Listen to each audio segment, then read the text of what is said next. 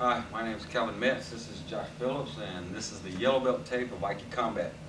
Before I get started, I explained a few things in the introductional tapes of Aiki Combat, but I want to go over it a little more and a little more in detail. The reason why Aiki Combat is put together is because of today's society. They fight better, people are better fighters, things like that, and I cannot see how you can move a big drunk or person on drugs off the spot with the power key or movement alone. So all we've done is we've added styles that will soften the person up, Kenpo and Silat and Hapkido and things of that nature, and then we go into the Aiki and later belts. And basically, the longer you're in Aiki Combat, the more fluid and more movement you will rely on. But at first, we're giving you strikes and things like that, easy strikes, elbows, knees, the most effective weapons for men and women to do. What we're going to do is show you a few techniques. These techniques are not grounding granted. If somebody throws the right jab at you, you don't have to do what I'm showing you. I'm just giving you an outline, giving you a way, and then you take it from there, your body style, things of that nature. Okay? First, I'm going to go over how we scissor block. We got several different types of blocking. Scissor blocking for one, stop hitting, moving block, and we also trap. When we trap, we usually trap as a backup to the scissor blocking, or in an offensive manner. Say a guy gets in a fighting stance, instead of waiting on him to attack, we'll trap his arm and hit him or something of that nature. Right now I'm going to show you scissor blocking. What you're doing, this is called outside scissor block or fan block. I call it scissor block. If a guy punches at you and you're in a right lead, that's another thing, we want to try to stay in our power lead. My power lead, my strong lead is my right side. Although we do practice everything both ways. You'll parry with the back hand. Now don't be slapping the hand like this, because it's not necessary. All you do is when you want to parry the hand to the outside, just past your head to your shoulder, and your back hand or your front hand will be hitting the muscle with the two knuckles on your hand. Okay? You can hit right into the joint with the arm, and you could actually dislocate an arm getting good at this in midair if the guy throws a good snap punch and you time it perfectly. Okay? Another thing, when you do the block, throw punch, you don't want to just stand right there. Anytime that you do this, you want to come in and suffocate him. Usually I'm on the safe side. This arm's over here, he can't hit me with that, and I got him off balance already. Okay? So we're going to go into the first technique with this outside scissor block. We got an inside scissor block. When I get to that, I'll explain that when we get there. Okay, first one, coming in with knee, and then hitting with the elbow to the face, neck, jaw, anything that's open. A good pressure point below the ear, jaw, below the nose, side of the neck. Okay, again, slow. Parry. After you parry, then you're coming in with the hit at the same time. You're shuffling in, grabbing the arm or the hair, planting the knee into it, keeping a hold at all times so you can get your hits in. Okay? One time. Coming in.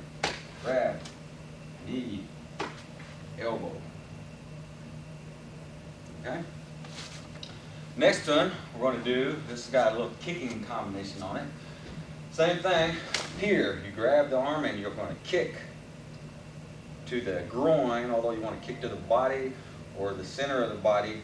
For safety purposes, grabbing the shoulder or hair, these are choke points, and then slamming your knee into the leg. Okay? One more time, slow.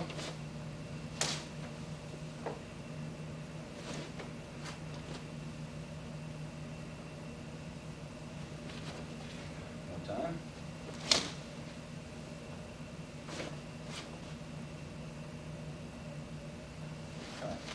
That's just a couple of techniques for the outside scissor block. Okay? Now that's with the same lead. My right lead is forward and his right lead is forward. Now say if we do switch leads and I'm in a left lead, I'll give you a couple of techniques for that. Okay?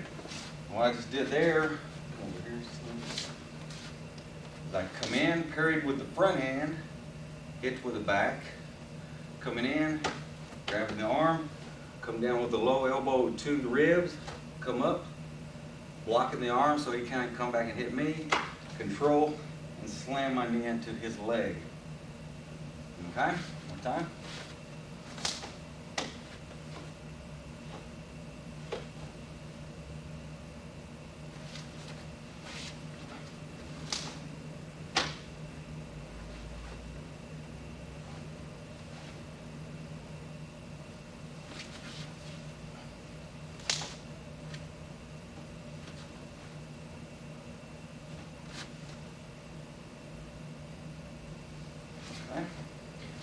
Okay, that's the reverse lead.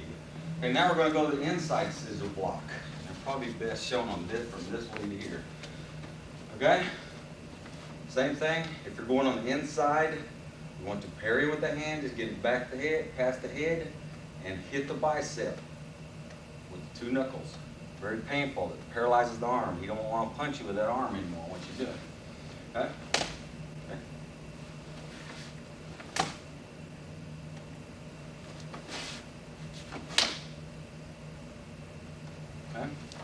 Technique. Come in. After you hit it, you want to elbow the bicep, come down with a hammer fist, wrap your hand around the neck, pull him into a knee, come down with the elbow to the back of the head, the back of the neck. All right, one more time. Hitting the bicep. Bringing the hand, always bring the hand down to the belt. Hit the bicep with the elbow. Hammer fist right below the ear. Open your hands, grab the back of the neck, pull him into a knee, step forward, and elbow strike to the back of the neck. One more time. Very important. You don't want to do this. Very, very bad. No good, okay? Hitting that bicep. Bring him down to your belt. Hammer fist. Knee. Elbow. You can just keep adding things with this. So you got another knee that you can put in there. Very effective. Okay, one more time.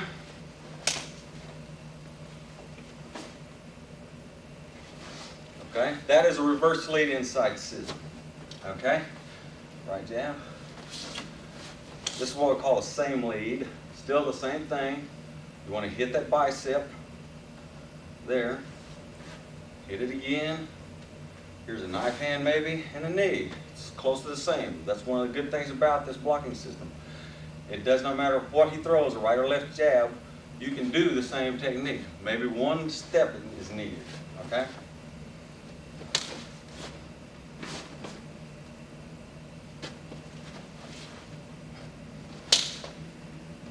Maybe you don't want to go to the bicep again. Maybe you might want to just go to the face. Wrap the head up, hit. There's that elbow again. There's your knee again. Okay? One more time. Hit the bicep, making sure the hand's down to the belt. Knife hand, knee, elbow. Or hit the bicep, go straight to the face, wrap, knee, elbow. The choice is yours. Okay, that's a few of the techniques that we do in Aiki combat using scissor blocking. Scissor blocking is mainly for straight punches such as jabs and crosses, although you can use them for wide hooks. We have a much better system of blocking the wide drunken hooks, we call them, which is stop hitting. Usually you can see somebody throwing a wide drunken hook from a mile away. If they do that, you just want to stop them and hit them at the same time. There's no need in that. For fast punches such as the jab and the cross, you need something that's going to slow that punch down. And so the scissor blocking for the straight punches is, I found to be one of the best blocking systems there is. And that's what we use in Aiki combat. Thank you very much.